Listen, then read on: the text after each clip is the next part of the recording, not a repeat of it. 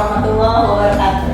Saya Cahya Susilawati, calon guru penggerak Angkatan 9 berasal dari SMA Negeri 1 Banjarsari, Kabupaten Lebak, Provinsi Banten.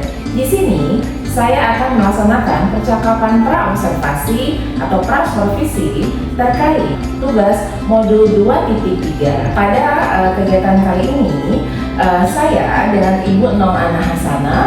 Beliau adalah guru mata pelajaran bahasa Inggris dan mengampu kelas 10. Halo Bu Nong, apa kabar? Baik Bu Cahya, bagaimana dengan kabar Bu Cahya?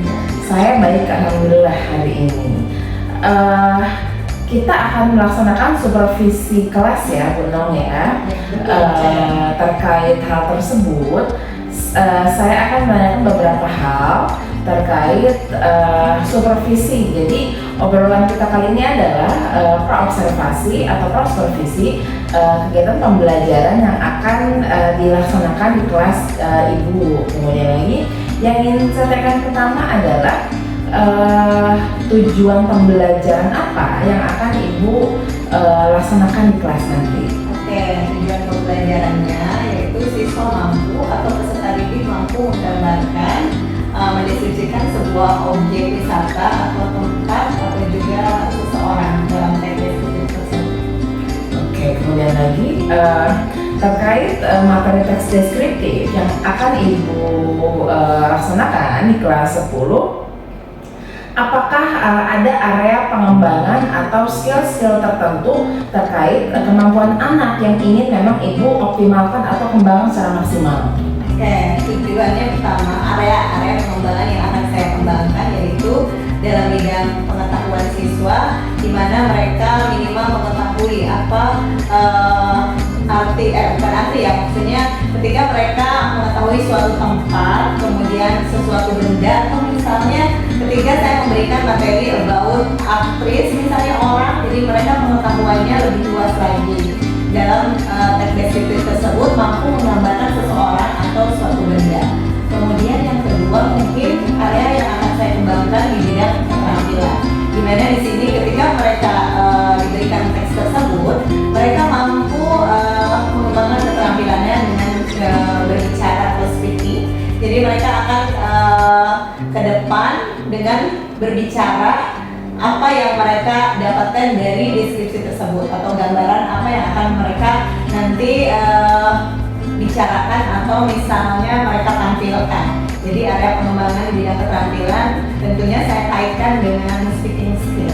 Oke, jadi keterampilan berbicara Bu ya, terkait kemampuan berbicara, apakah bagaimana dengan kemampuan mendengarkan atau membaca? Apakah area tersebut juga memang selain keterampilan berbicara ya, apakah juga memang harus dikembangkan juga? Perlu, karena dengan cara mereka diberikan teks deskriptif tersebut, karena nanti ada sebuah audio atau misalnya video, otomatis mereka juga listening dan mendengarkan. Ketika dia mampu berbicara, mereka juga dengan otomatis tahu dan mengerti apa yang saya bahas dalam teks tersebut dengan mereka caranya mendengarkan atau listening, karena nanti akan ada sebuah media dan itu yang membuat mereka secara tidak langsung listeningnya juga tetap kita kembangkan. Oke. Kemudian Bu Nong terkait itu suatu tujuan pembelajaran ya untuk materi deskriptif yang akan Ibu sampaikan nanti. Kemudian bagaimana dengan rancangan pembelajaran atau strategi pembelajaran serta rancangan pembelajaran terkait materi deskriptif yang akan Ibu berikan ke anak-anak nanti? Ya, rancangan pembelajaran karena saya kelas 10 ya Bu ya. Kemudian saya akan mengaplikasikan kurikulum Merdeka dengan cara strateginya itu menggunakan berdiferensiasi, di mana langkah yang rencana saya awal itu memberikan asesmen kepada mereka. Kalaupun tidak, karena saya tuh pernah ikut pelatihan diferensiasi, dia tidak harus diberikan asesmen. Jadi kesiapan mereka saat itu, mereka senangnya di mana? Seperti itu. Apakah mereka senang yang membaca, apakah mereka senang yang mendengarkan, atau mereka yang bergerak seperti itu. Bisa jadi rencana saya langsung gitu, mendiferensiasikan mereka secara langsung. Tetapi ketika saya akan melaksanakan minggu depan, mungkin saya juga mencoba untuk membuat asesmen dulu pada mereka supaya kita tahu kebutuhan mereka dan gaya belajar mereka. Oke. apakah akan diintegrasikan dengan rancangan pembelajaran yang lain selain mendiferensiasi, Bu? Ya, misalnya kemampuan sosial emosional mereka juga di situ saya akan kembangkan dan tentunya aplikasikan kepada siswa tersebut. Otomatis dengan pembelajaran diferensiasi, sosial emosional mereka juga mungkin akan terbawa ke dalamnya atau input ke dalamnya. Oke. Kemudian bagaimana strategi pembelajaran yang akan diberikan nanti di kelas 10, karena ini kan maksud dia menggunakan kurikulum mereka ya Bu ya. Kemudian pasti akan ada beberapa strategi pembelajaran khusus yang memang akan diberikan terkait materi deskriptif teks ini. Ya, saya akan memberikannya dengan media, video, kemudian teks bacaan. Jadi saya akan membagi mereka ke dalam tiga kelompok ya. Di situ ada yang membaca, mungkin saya akan berikan mereka sebuah majalah atau koran. Kemudian untuk anak yang senang dengan berbicara atau misalnya kemampuan mereka dalam mendengarkan, saya akan memberikan mereka video. Dan yang ketiga, saya akan memberikan mereka untuk menggambarkan misalnya suatu gambaran yang akan mereka deskripsikan. Kemudian apakah Ibu menggunakan model pembelajaran tertentu ketika memberikan materi teks deskriptif ini? Yang akan saya berikan yaitu PBL ya, Problem Based Learning ya. Jadi langkah-langkahnya saya akan mengelompokkan siswa tersebut ke dalam karakteristiknya, kemudian mencari sebuah masalah ya. Dari tampilan-tampilan tersebut yang saya tampilkan seperti video, kemudian audio, baik gambar maupun bacaan, dengan secara langsung saya memberikan sebuah masalah kepada mereka dan mereka akan memecahkan masalah tersebut. Oke. Kemudian Bu Nong, tadi sudah disampaikan bahwa ini kan diberikan di kelas 10. Di kelas untuk waktu pelaksanaannya dan kelasnya serta jamnya kapan itu? Waktu pelaksanaannya insya Allah minggu depan, itu hari Selasa pada jam pertama dan kedua, karena jadwal saya kebetulan ada di kelas 10 Pak. Oke. Kemudian Bu Nong, ketika Ibu nanti masuk ke kelas, karena saya kan mensupervisi kelas Ibu, setelah percakapan praobservasi atau prasupervisi ini, apa yang Ibu harapkan ketika nanti Ibu melaksanakan pembelajaran di kelas? Yang saya harapkan pembelajaran saya bisa dimengerti oleh siswa, kemudian saya sendiri sebagai pendidik, saya tahu kelebihan dan kelemahan saya dengan supervisi. Kadang-kadang kalau kita menilai diri sendiri, serasa kita tuh paling betul ya. Tetapi ketika kita di supervisi, pasti ada bagian yang terlewat dalam diri saya, karena saya tahu setiap manusia itu pasti ada kelebihan dan kekurangan.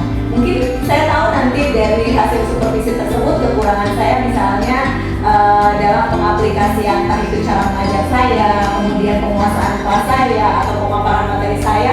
Di situ secara tidak langsung supervisornya itu biasanya setelah kita disupervisi akan dikasih tahu atau diberitahu apa saja kesalahan kita.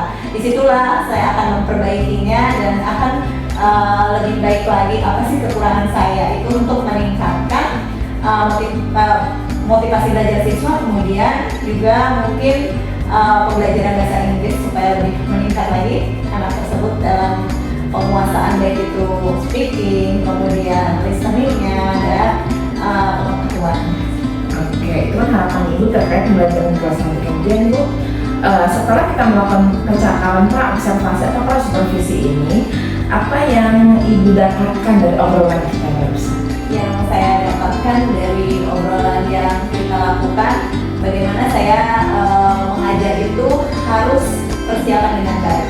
Baik itu strategi yang akan saya berikan kepada siswa, kemudian model pembelajaran, media, dan tentu juga kesiapan kita sebagai guru yang mengajar di kelas tersebut. Karena apa?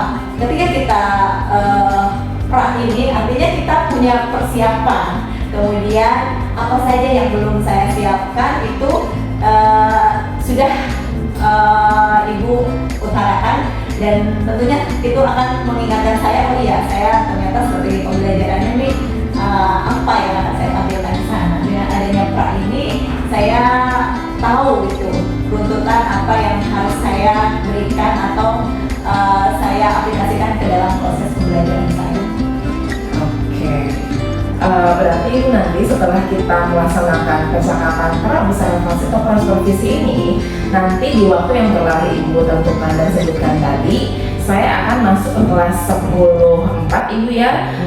Saya akan mengamati, melihat, kemudian mencatat bagaimana jalannya proses pembelajaran Ibu yang menggunakan model pembelajaran problem based learning, jadi pembelajaran berbasis masalah dan terintegrasi dengan pembelajaran diferensiasi dan pembelajaran secara emosional Ibu ya, terkait materi deskriptif teks di kelas 10 nanti. Nah, setelah Ibu melaksanakan saya supervisi, mengamati, melihat, mencatat bagaimana jalannya proses pembelajaran di kelas Ibu, nanti kita akan melaksanakan percakapan, setelah itu namanya percakapan pasca observasi atau pasca supervisi, nanti dampingi dengan PT saya.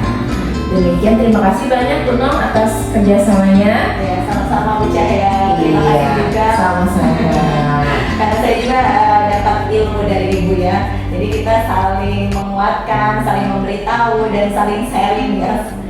Dari sini jadi saya tahu gitu mana kelebihan dan kekurangan saya. Ya, terima kasih banyak Ibu ya. Demikian percakapan pra supervisi atau pra observasi ini yang nanti akan dilanjutkan dengan supervisi kelas. Setelah itu percakapan pasca supervisi atau sekian pada kegiatan kali ini. Wassalamualaikum warahmatullahi wabarakatuh.